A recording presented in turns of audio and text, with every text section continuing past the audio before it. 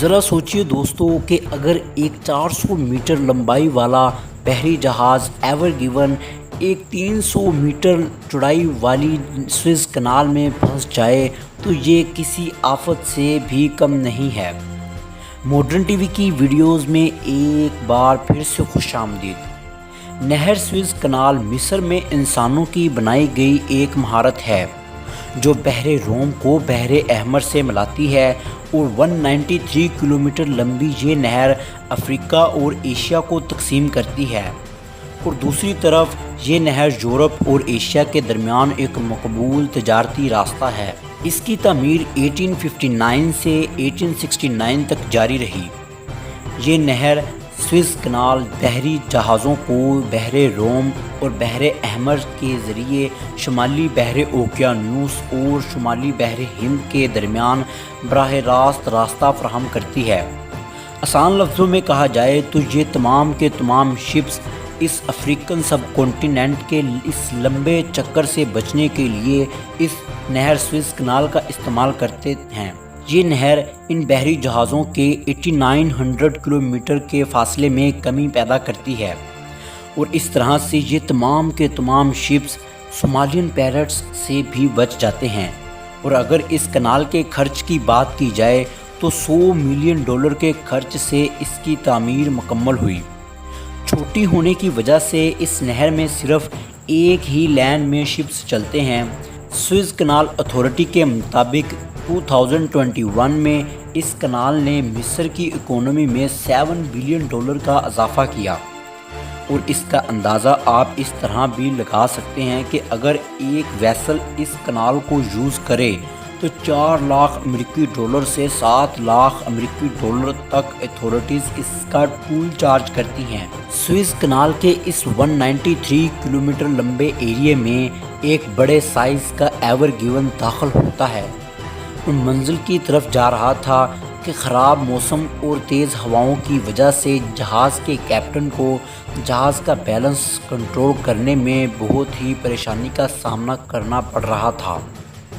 جس کی وجہ سے کیپٹن نے شپ کو کنٹرول کرنے کے لیے شپ کی رفتار بڑھا دی، کیوں نہ کہ زیادہ تر کیپٹن شپس کو کنٹرول کرنے کے لیے اسی طرح سے ہی کرتے ہیں، اور کیپٹن نے شپ کو کنال کے بالکل درمیان میں رکھنے کی کوشش شروع کر دی، لیکن ہوا کے زیادہ دباؤ کی وجہ سے شپ کا بیلنس آؤٹ آف کنٹرول ہو گیا، اور شپ ایور گیون جس کی لمبائی 400 میٹر تھی، اس کا فرنٹ ایریا کنال کے ایک کنارے سے جا ٹکرایا اور شپ کی بیک کنال کے دوسرے کنارے سے ٹکرا گئی، جس کی وجہ سے کنال مکمل طور پر بلاک ہو گیا۔ سوئز کنال دنیا کے اہم ترین کنال میں سے ایک ہے، کیوں نہ کہ یہ کنال ایشیا، ساؤتھ چائنا اور دیگر ممالک کو یورپ اور امریکہ جیسی طاقتوں سے سمندری راستے سے ملانے والا شارٹ کٹ راستہ ہے،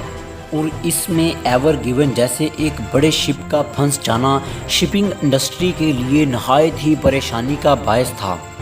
سوئز کنال سے روزانہ 70 کے قریب شپ گزرتے تھے، لیکن کووڈ-19 کے بعد چائنا سے دنیا بھر میں ڈیمانڈ آف سپلائی بہت ہی زیادہ تھی،